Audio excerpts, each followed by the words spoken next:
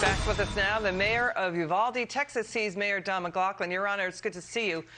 Mr. Mayor, the NBC is reporting that Homeland Security has been working on a worst-case scenario of up to 400,000 migrants heading to the border starting next month. That's about the size of Tampa, Florida.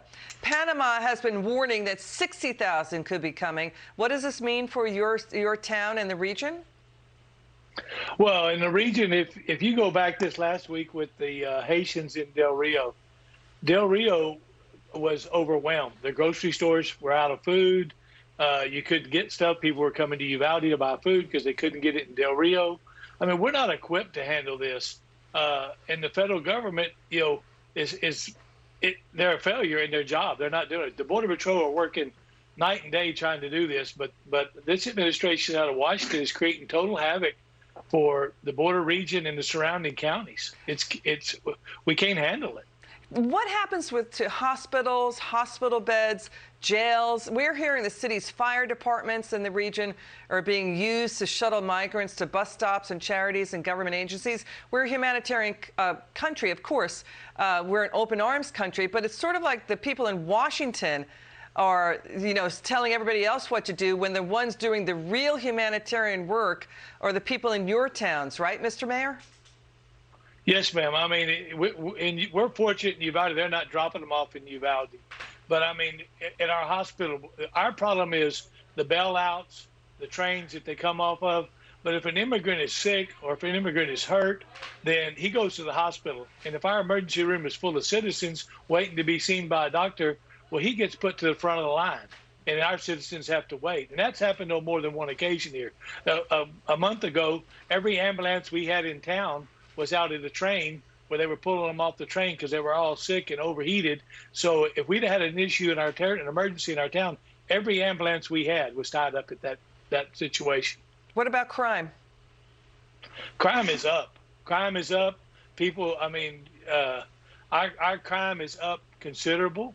Some is local, but about 70% is probably the foot traffic that we're seeing come through here. I mean, it's a shame in a town like Uvalde where parents are afraid to let their kids sit out in the yard, to let them play out in the yard by themselves or unsupervised. Or if they are out there, that one parent's got a firearm with them or something because you don't know what's coming.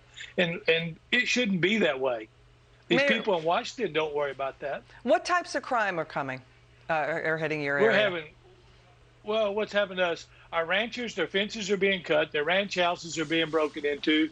Their ranch cars or vehicles are being trashed. In town, people are breaking in cars. They're stealing whatever they can steal. If they can steal the car, they'll steal the car. They're breaking in houses and stealing food, stealing money, jewelry, anything they can palm that goes on. And all this is from foot traffic that's being carried on by the cartel, by their coyotes. The news doesn't pick up the other night in Laredo, Texas, that a coyote had four individuals in a car with him. He failed to stop when Highway Patrol tried to stop him. He got the speeds of 128 miles an hour. He crashed that car. He killed himself and 4 individuals. But you don't see that on the news. Yeah, the Justice Or you don't hear about the... The Justice Department is also reporting, a lot of fentanyl pills coming into the United States. The Laredo, Texas mayor, he's a Democrat. He's saying, Mr. President, you're really ruining it for us down here, that you're spending more on things like climate change than helping us out at the border. Has anybody from Washington called you? Has anybody from the White House called you? No. From this administration, no, nobody's called me at all. We get deaf ears. So you get deaf ears. Meantime, Border Patrol's workload is quadrupled in many instances. Can you talk to us more about the criminality of the drug and human trafficking cartels hitting your region? Sure. What happens? And again, everybody that's crossing that border, they're paying a cartel to come across that border. They're not coming across. They're not walking across without paying a toll to that cartel. They have wristbands on, and if they get caught in that wristband, they don't. So then that cartel sends them across the border with a coyote. A coyote brings them through these ranches where they cut the fences, trash the ranch houses and that, and then a car picks them up. Most of the time, these cars are stolen. They from Houston or San Antonio or Austin, and they come through. They hit on the highway patrol or the police department. Still, they get tried to pull over, they run. It's crazy, and the poor border patrol is being vilified over this. Yeah, Mayor, you've been terrific.